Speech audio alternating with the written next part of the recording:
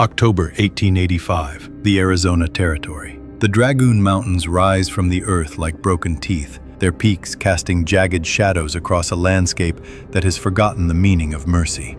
This is a place where the sun doesn't illuminate, it interrogates. Every rock, every patch of alkali dust, every skeletal mesquite bush stands exposed under a sky the color of sun-bleached bone. Dust devils spin across the basin floor, miniature cyclones that pull the desert into brief, violent communion with itself before collapsing back into stillness. The air shimmers with heat, distorting the horizon until the mountains themselves seem to breathe and pulse. 15 men of the 4th Cavalry ride in double-column formation across this wasteland. Their blue wool uniforms are caked white with alkaline dust. The horses move with mechanical precision, hooves striking the hardpan in a rhythm that has remained unchanged since the Legion roads of Rome. Sergeant Elias Thorne rides at the column's head, his weathered face set in the perpetual squint of a man who has learned to read violence in the landscape itself. The mission: locate 6 miners who vanished 3 weeks prior while prospecting an unmapped canyon system. Last known position: the throat of what the Apache call Tzostsid Biko, the place where the earth speaks. As the column approaches the canyon entrance, something fundamental shifts in the world around them. The coyotes, which had been announcing their presence from the ridgelines since dawn, fall silent. Not gradually, all at once. As if some unseen conductor had brought down a baton on the desert's symphony. The canyon mouth yawns before them, a vertical gash in the mountain's flesh, narrow and deep, its walls stained the color of old blood. The temperature drops 10 degrees in the span of 10 yards. The sunlight, which had been absolute, becomes negotiable. Shadows pool in places where geometry suggests they shouldn't exist. Thorne raises his gloved fist. The column halts.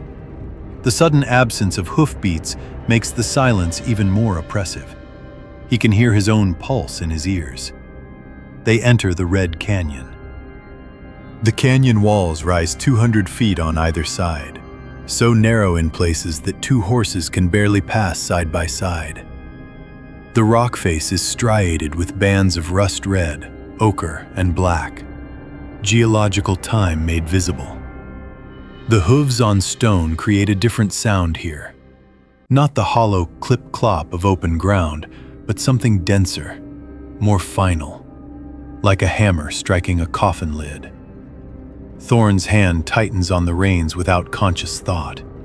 His horse, a bay gelding that has charged Comanche war parties without flinching, begins to show the whites of its eyes. Nostrils flare. Ears pin flat against the skull. The animal's musculature ripples with barely suppressed panic. The kind of fear that comes from something older than training, deeper than discipline. The other horses follow suit. 16 animals, battle-hardened and drill-trained, reverting to something primal. One mare voids her bowels, the sudden stench cutting through the canyon's other smells. And those smells. That's what Thorne notices most. The dry desert air should smell of creosote and dust. Instead, there's something else threading through it. Copper. Like the taste of old pennies held on the tongue, mixed with musk, animal and not animal. The kind of smell that comes from things that live without sunlight, things that have never needed it.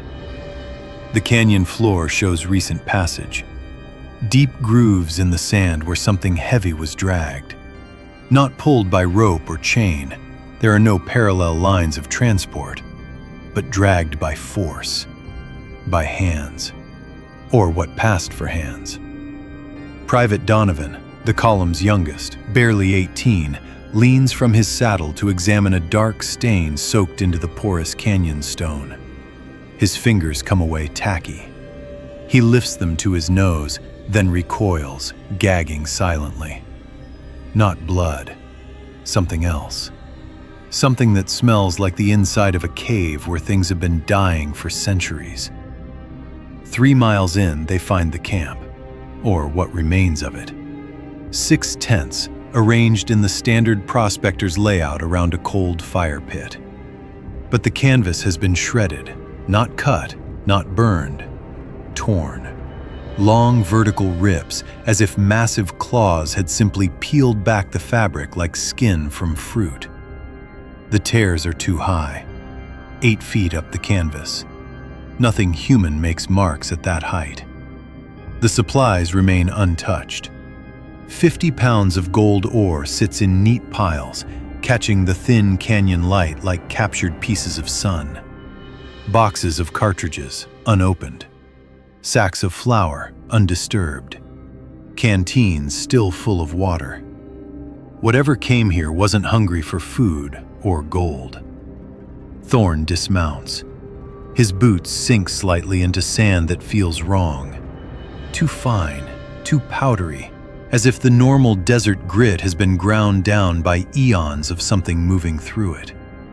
The tracks begin at the camp's perimeter. Not footprints, not hoofprints. Impressions. Deep gouges that start as 4-point contacts, wide set, weight distributed like something that moves on all fours.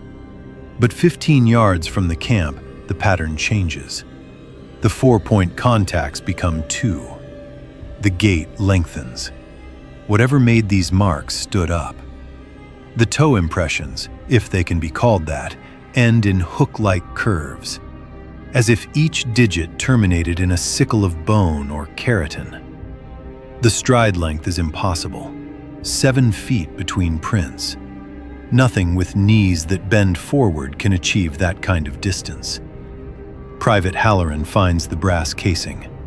A .44-40, recently fired.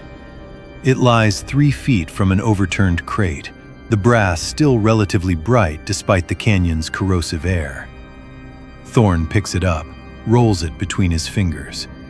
The primer has been struck. The round was fired. But the bullet itself lies 5 feet away, flattened against a rock, its soft lead mushroomed into a grotesque flower. It never left the camp. It hit something. Something with hide thick enough to stop a rifle round at point-blank range and deflect it sideways into stone. The horses are screaming now. Not whinnying, screaming. The sound a horse makes when it smells a mountain lion. When it knows, with the certainty of 1,000,000 years of evolution, that it is prey. Dusk comes to the canyon like a predator. The sun doesn't set so much as abandon this place, withdrawing its light in a tactical retreat. The shadows that have been lurking in alcoves and overhangs flow down the canyon walls like black water. Thorn orders camp. Not because it's strategically sound, it isn't, but because the horses cannot continue. 3 of them have gone lame from panic, their legs trembling so violently they can barely stand. The soldiers work in silence. No jokes, no complaints. Men who have survived the wilderness campaign and the march to the sea move with the jerky efficiency of those who know they're being watched. The lookout, Corporal Mackenzie, a Scotsman who has never shown fear of anything mortal, takes position on a boulder outcropping 20 feet above the camp. His Springfield carbine rests across his knees. His binoculars scan the canyon rim. Then, his hand begins to tremble. Not the normal shake of cold or fatigue, the kind of trembling that comes from muscles that have locked in place, fighting between the urge to run and the training that demands stillness. His other hand rises slowly, pointing toward the eastern rim. The pale ones are there. 7 of them. Standing motionless against the darkening sky, their silhouettes wrong in ways that make the eye want to look away. The proportions are human adjacent, but corrupted. Arms that hang past where knees should be. Torsos too narrow, too compressed, as if the rib cage has been crushed inward by enormous pressure. The legs bend at the knee, but the joint curves backward, the hock of a horse, the hind leg of a dog. Their skin catches the last light like wet marble. Not pale in the sense of lacking pigment, but pale like something that has never seen sun. The kind of pallor that comes from things born in the deep places, where light is a concept without meaning. One of them tilts its head. The movement is too fluid, too complete, as if the neck has more vertebrae than anatomy should allow. And the eyes. When the campfire catches them, they reflect back yellow-green. Not the red of a deer or the white of a human. The eye shine of something that hunts in absolute darkness. Thorn's hand moves to his holster. 14 other hands do the same. The hammers of 15 Springfield carbines cock with a sound like bones breaking. The pale ones begin to descend. They don't climb down, they flow. Fingers, too long, ending in those hook-like talons, find purchase in vertical stone that offers no visible grip. The movement is insectile, arachnid. Bodies angling perpendicular to the cliff face, defying physics, defying sanity. The first shot cracks from Mackenzie's position. The muzzle flash illuminates his face for a fraction of a second. Eyes wide, mouth open in a soundless shout. The bullet strikes the lead creature's center mass. There should be the wet thud of impact. The creature should fall. Instead, there's a spark. Metal on stone. The round ricochets off the thing's chest with the sound of a hammer striking anvil, careening into the canyon wall where it embeds itself in sandstone. The creature doesn't even slow. 13 more rifles fire in ragged volley. The canyon walls transform into a percussion chamber, each shot multiplied by echo until the sound becomes a physical thing. A pressure that compresses the air itself. Bullets strike pale flesh and bounce. Spark. Deflect. The creature's hides are scaled, not like a snake, but like something older. Plates of keratin or bone or something else, overlapping like roof tiles, each layer thick enough to turn soft lead into twisted scrap metal. The pale ones reach the canyon floor. The horses break. All of them. Simultaneously. 15 animals thundering down the narrow canyon in blind terror, trampling bedrolls and supplies, their screams echoing off stone until the sound becomes almost orchestral. Private Donovan raises his carbine like a club. A taloned hand, if hand is the right word, catches him by the throat. The creature lifts him as easily as a child lifts a doll. There is no scream, just the wet crack of cervical vertebrae separating, the sound of a green branch breaking. The creature drags him backward into shadow, not into an alcove or behind a boulder, into a section of darkness that shouldn't be there, where the blackness is more than absence of light. It's a presence, a physical substance. The sounds that follow are worse than screaming. The crunch of bone, the wet, heavy drag of meat over stone. And underneath it all, a clicking, not mechanical, organic. The sound of mandibles or chelicerae working. Sergeant Elias Thorne runs. He's not proud of it. Pride is a luxury for men who aren't being hunted by things that shouldn't exist. He runs with Private Halloran, the only other man still moving, still breathing, still human. They find the cave more through luck than navigation. A fissure in the canyon wall, narrow enough that nothing with those impossible proportions could follow. They wedge themselves into the darkness, carbines trained on the entrance, watching the pale shapes glide past outside like sharks circling. Hours pass, or minutes. Time loses meaning in absolute darkness. Halloran lights a match. The sulfur flare reveals walls covered in markings. Not petroglyphs, something older, carved deep into the stone with tools or claws that predate copper, predate bronze. Geometric patterns that hurt to look at directly.